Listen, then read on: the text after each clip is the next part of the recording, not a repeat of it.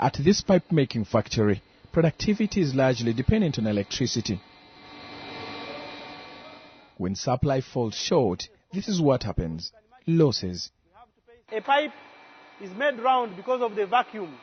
So when the power goes off, the vacuum collapses. So you get a disfigured pipe like this one here. And this is wasted power.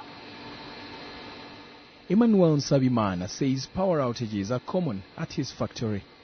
He has bought a standby generator, but it can't help much. He says that making pipes is sensitive, that even a slight power destabilization can be economically upsetting. We need to heat the machine for over 2 to 3 hours. And you can imagine if at all you have a power fluctuation, or if the power goes off in those 2 hours, that means the 2 hours of energy bill or 4 hours of energy bill are totally wasted. So you have to restart the process again.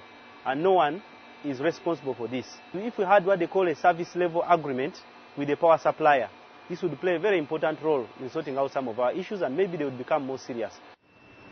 The government is now responding. The Electricity Regulatory Authority has drafted tough measures to impose sanctions on power suppliers.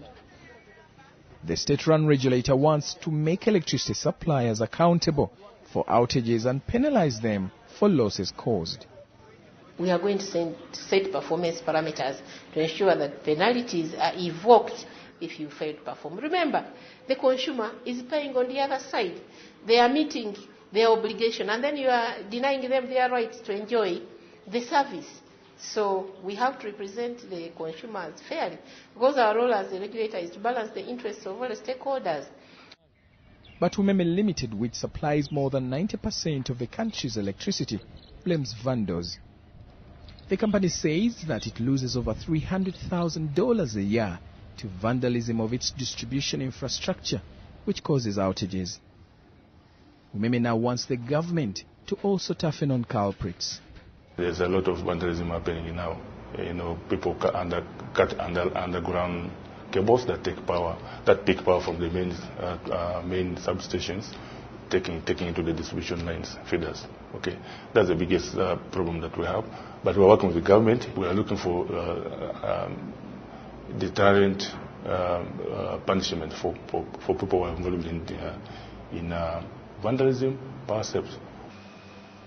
Uganda generates a total of about 1,100 megawatts of electricity. Of its 42 million population, 4 out of 10 Ugandans can access it. The government wants that improved.